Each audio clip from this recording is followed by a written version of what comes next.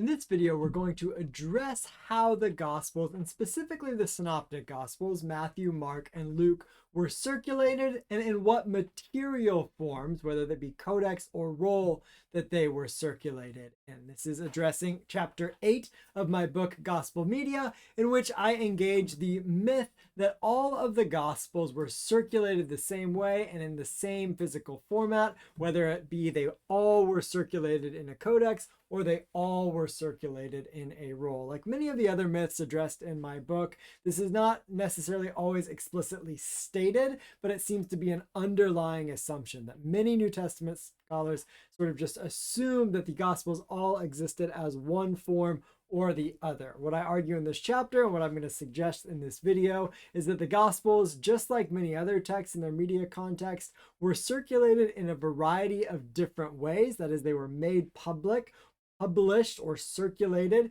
in ways that were socially constructed, and they also existed in a variety of different physical forms.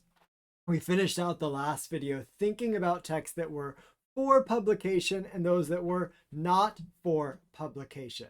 What I'm going to suggest is that Mark was a utilitarian set of notes, hupanemata, this is our right-hand category here, and was produced not for publication.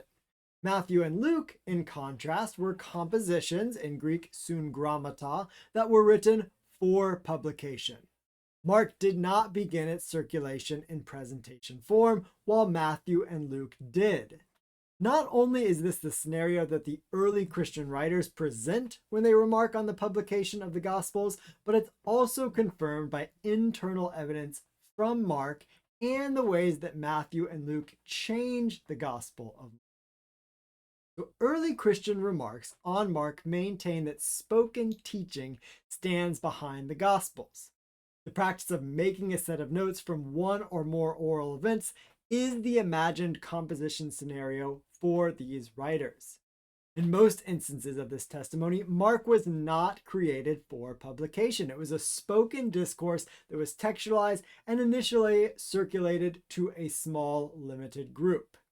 This testimony begins with a guy named Papias in the 2nd century, and this is included in Eusebius's ecclesiastical history. Papias states that Mark wrote accurately but not in order Peter's oral teaching. The tradition is similar in Clement. According to Clement, Mark is a text written from an oral event without the speaker's knowledge, and it's handed over to a specific and limited audience. And you can see I have highlighted the Greek here. If you do not read Greek, you can maybe make the connection between that first highlighted word, which is hupanema, that's the word for notes. The next word is didaskalia, which is where we get our didactic from. It means teaching. And these words go together, grammatically speaking, in this sentence, even though they're far apart from one another. What this says is notes of teaching. So Clement is referring to notes. What the written thing of Mark is the notes of Peter's oral teaching. So Mark's this text that's written from an oral event without the speaker, Peter's knowledge, and it was then handed over to an audience, namely the audience of the churches. Clement's comments cast Mark's gospel within this trope of spoken teaching that became textualized just by happenstance. The written version is explicitly labeled a set of notes of the teachings. This is the hupanema didaskalias in the Greek there. Clement emphasizes that Peter approved the text for study in the churches, likely because written versions of a lecture were textualized sometimes with a speaker's approval, but oftentimes without a speaker's approval. And this is how we get things that are plagiarized. The text could be re-employed in a variety of settings in sometimes not so reputable ways. What Clement is saying is that nothing shady is going on with the use of Mark's written gospel in the churches. Later in the ecclesiastical histories, Eusebius embeds another account of Mark's origins from Clement, a different account of Mark's origin from Several details in this account differ from the other one that Eusebius reproduces, the one we just looked at, but the core of the tradition, the core of what is said, remains the same. Again, Peter preaches the gospel in Rome. The hearers request a written version of the oral teaching, and the apostle only later on learns that a text happened to be written up and left behind. The verbs written up here, this is anagropsai, this is the first Greek word in that first highlight, and handed over, this is the next line down, it's metadunai in Greek.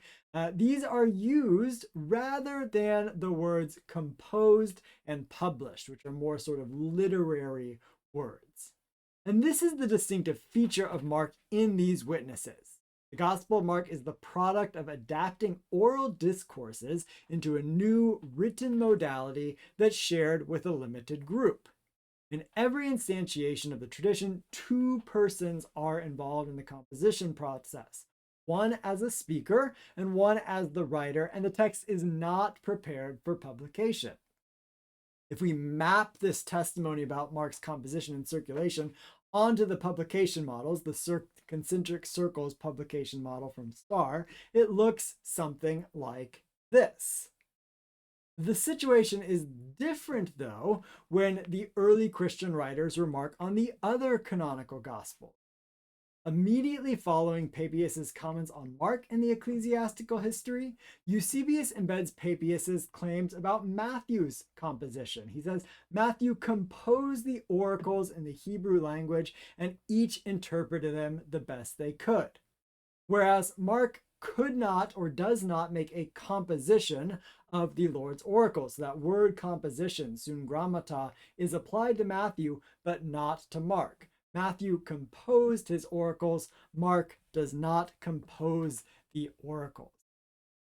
Irenaeus likewise applies publication terms to Matthew, Luke, and John that he does not to Mark. Matthew brought out a writing. That's the term for publish. Matthew brought out a writing among the Hebrews in their own dialect, while Peter and Paul were proclaiming the gospel in Rome and building the church.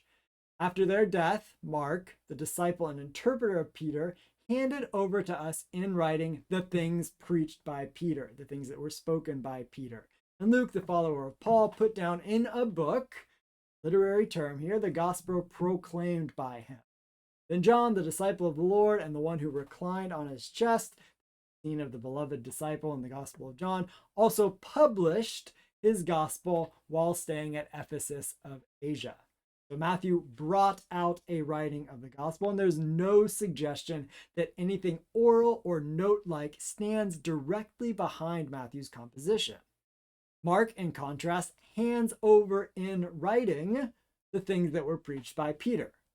Paul's preached gospel stands behind Luke, but it was put down in a book, and John published his gospel in Asia. The verb used with respect to Mark differs from that applied to the other gospel. Irenaeus employs verbs of publication. This is brought out, or ekphero in Greek, and ekdidomai, to give out or publish. He uses those terms for Matthew and John, and the preposition that is applied to them in Greek is ek, from where we get exoskeleton, outside. So we get this idea of moving outward. Just like in our concentric circles model, we have the outside. So Irenaeus is going to use this ek word, moving out, making public, for Matthew and John, but he's not going to use it for Mark. Rather, instead, for Mark, he's going to say handed over, which sort of has this lateral connotation. It has more of a sense of being limited. It's handed over from one person to another person, or to a community, to be used in a sort of private sense. So that verb, the handed over verb, implies that the text is released not beyond a limited audience.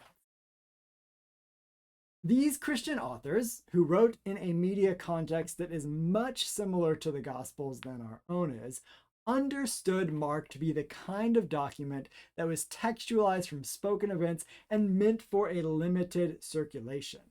They don't presume the same composition and circulation scenarios for the other Gospels. In addition to this external testimony, there are several internal features of Mark that lend it to being understood as a set of notes textualized for limited circulation. These are the same things that lend Mark to being understood as sort of an orally produced document when it comes to how it was composed, how it was written. And Matthew and Luke alter each of these, suggesting that they're making compositions that are for publication. So I'm going to offer 4 reasons that suggest Mark was notes composed for a limited audience that were subsequently, what I say is literaturized, made into literature for publication by Matthew and Luke. First, as we have seen, Mark's style is non-literary, reflecting spoken norms. This, in my estimation, is a result of its compositional mode. One can imagine Lucian describing Mark as street corner talk, or without beauty or continuity, as he did other sets of notes that were not for publication. Matthew and Luke systematically improve Mark's style.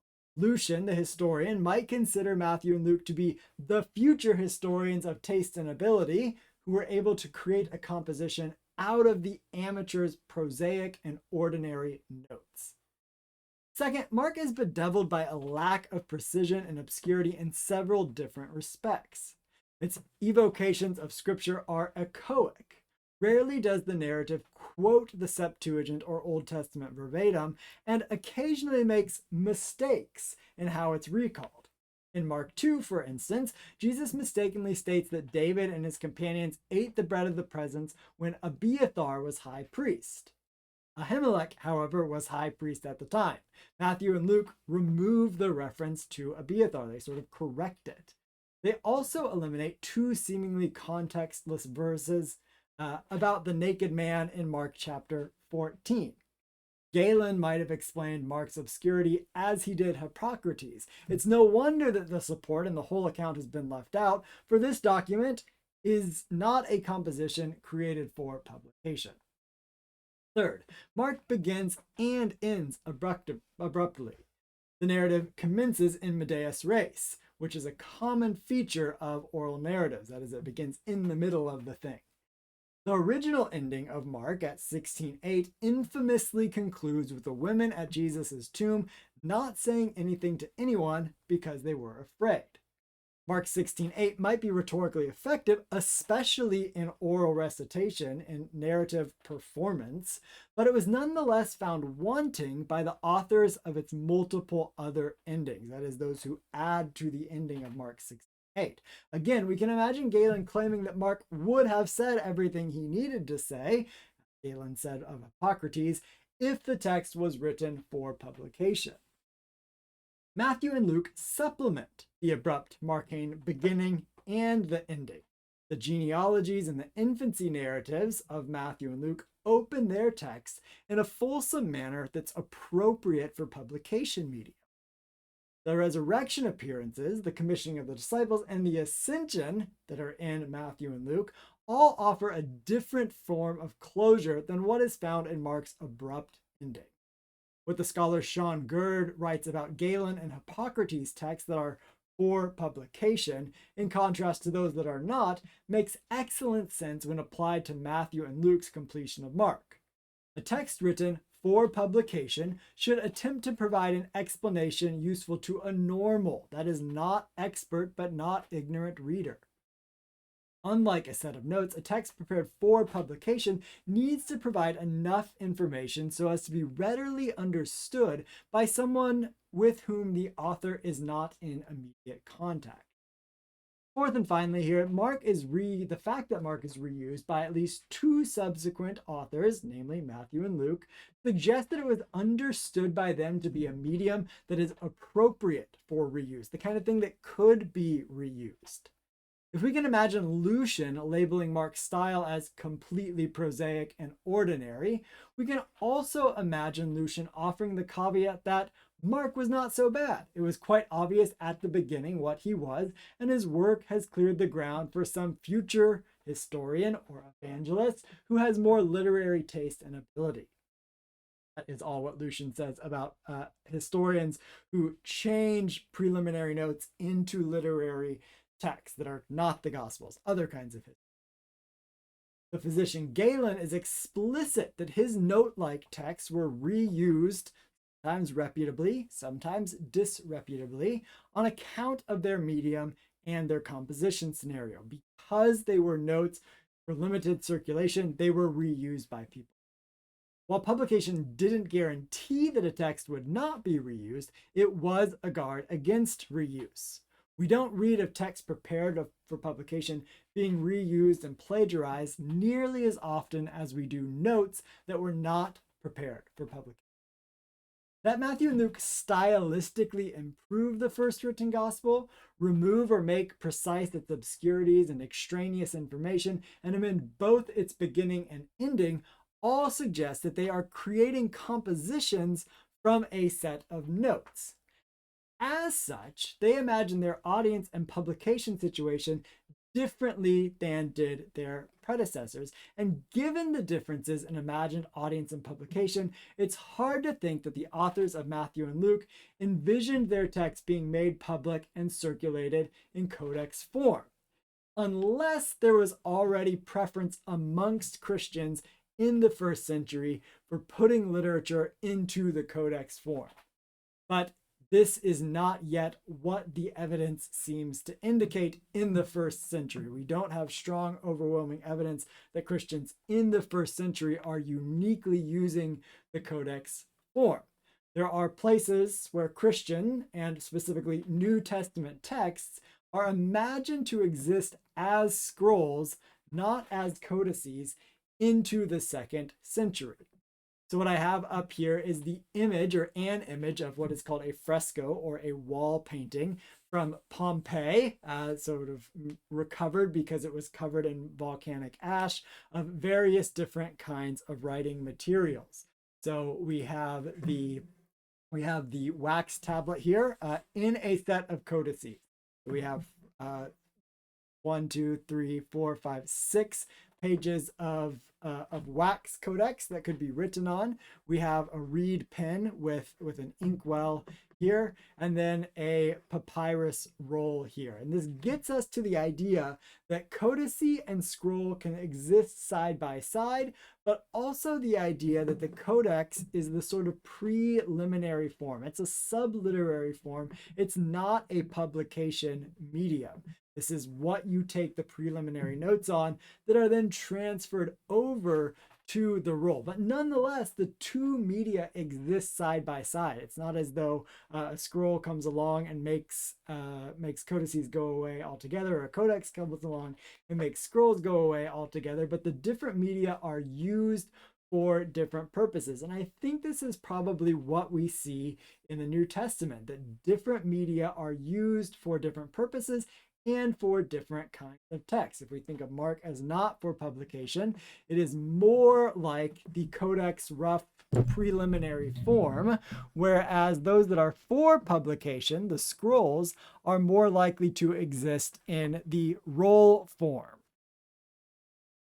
And to look at the evidence of two places in which New Testament texts are imagined to exist in scroll and not codex form. This is to say that in the first century, we have evidence of New Testament texts being imagined to exist as scrolls. It should be noted that this is not actually material evidence. That is to say, this is not evidence of texts themselves that exist in scroll form. Rather, they are imagined to exist in scroll form. One is from the 2nd century Acts of the Cilician Martyrs, where a certain Christian is carrying books and letters of Paul in what is called a capsa.